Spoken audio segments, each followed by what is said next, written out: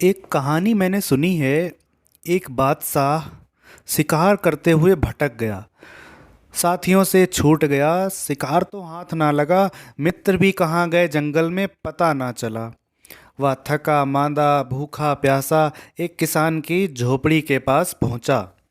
किसान ने उसका बड़ा स्वागत सत्कार किया, लेकिन किसान को पता नहीं था कि यह सम्राट है। उसने उसे अपनी चारपाई पे बिठाया, रूखी सूखी रोटी खिलाई, ठंडा पानी पिलाया, बगीचे से फल तोड़ लाया। सम्राट चकित हुआ। वह भोजनों का आदी था, सुस्वाद भोजनों का आदी था, मगर ऐसा स्वाद कभी ना मिला था। सच तो ये था कि सम्राट होने के कारण भूख ही कभी ठीक से ना लगी थी। भूख लगने का मौका ही नहीं आता था। भूख के पहले ही भोजन मिल जाता था। भूख तो आज लगी थी। श्रम किया था, जंगल में भटका था, रोज तो अपेक्षा थी ऐसा मिले वैसा मिले। आज कोई अपेक्षा ही ना थी। आज तो हालत ये थी कि जो कुछ मिलेगा वही बढ़िया, बिना अपेक्षा के मिला। किसान ने प्यार से चारपाई पर बिठाया।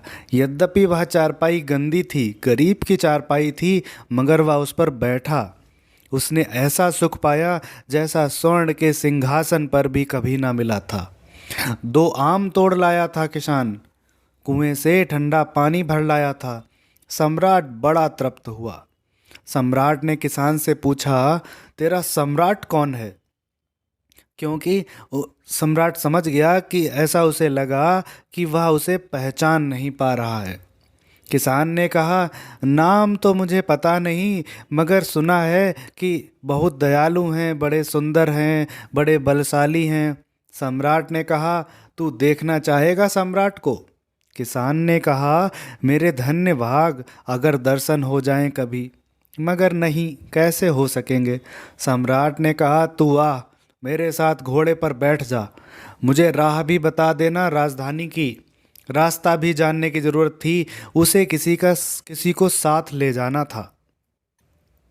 इसीलिए सम्राट ने कहा, तू राह बता देना मुझे, मैं तेरी सम्राट से भेंट करवा दूंगा, महल में तुझे ही ठहरवा दूंगा। सम्राट ने सोचा कि इसे चकित करूं। किसान बैठ गया घोड़े पर सम्राट के साथ और चल पड़े दोनों। रास्ते में किसान ने कहा, एक बात पूछूं? राजधानी तो मैं कभी गया नहीं। वहाँ वजीर भी होंगे, सेनापति भी होंगे, दरबार में बड़े बड़े लोग होंगे। मैं पहचानूंगा कैसे कि सम्राट कौन है?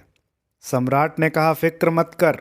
जैसे ही हम राजधानी में प्रवेश करेंगे, जिस व्यक्ति को सभी लोग अपनी अपनी टोपियां और पगड़ियां उतार कर नमस्कार करें, और जो अपनी पगड़ी ना उतारे, समझ लेना वही सम्राट है। सम्राट जानता था कि जैसे ही हम राजधानी में प्रवेश करेंगे, लोग नमस्कार करना शुरू कर देंगे। अपनी अपनी पगड़ियां उतार कर, सिर झुकाकर सम्राट को नमस्कार करेंगे। किसान पहचान जाएगा और चकित होगा जानकर कि मैं सम्राट के साथ घोड़े पर बैठा हूँ। आनंद मग्न हो जाएगा।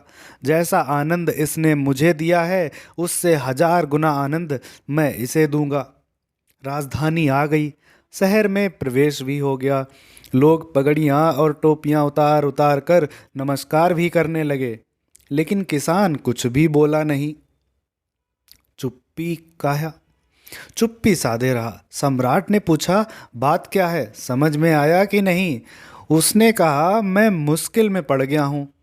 आप भी पगड़ी नहीं उतारते, मैं भी पगड़ी नहीं उतारता।